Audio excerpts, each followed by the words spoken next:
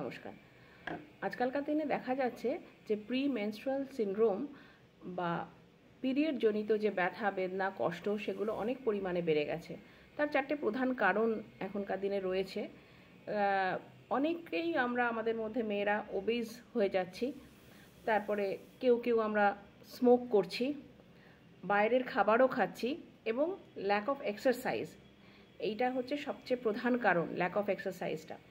হ্যাঁ, সেই কারণে কি করতে হবে, যদি সম্ভব হয় দিনের মধ্যে আপনার যেই জিনিসটা ভালো লাগে, আপনি ধরুন নাচতে পারেন তো কিছু সহজ ডান্সের স্টেপস করবেন, যোগা প্রাণায়াম করবেন রেগুলার বেসিসে, নিদেন পক্ষে 1 ঘন্টা করে দিনে হাঁটবেন, তাহলে কি হবে, ওজনটা আপনার কন্ট্রোলে থাকবে।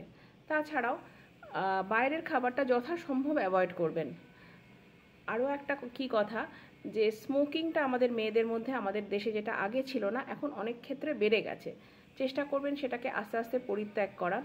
কেননা আমরা যদি স্মোক করি তাহলে শুধু আমরা যে ক্ষতিগ্রস্ত হচ্ছি তা নয়, আমাদের যে পরবর্তী প্রজন্ম, আমরা যাদের জন্ম দেব, তারাও কিন্তু অনেক পরিমাণে ক্ষতিগ্রস্ত হবে। তো সেই সব কথা ভেবে যদি আমরা এর থেকে বিরত থাকি, তাহলে আমরা নিজেদেরও উপকার করতে পারবো এবং পরবর্তী প্রজন্মেরও। Thank you.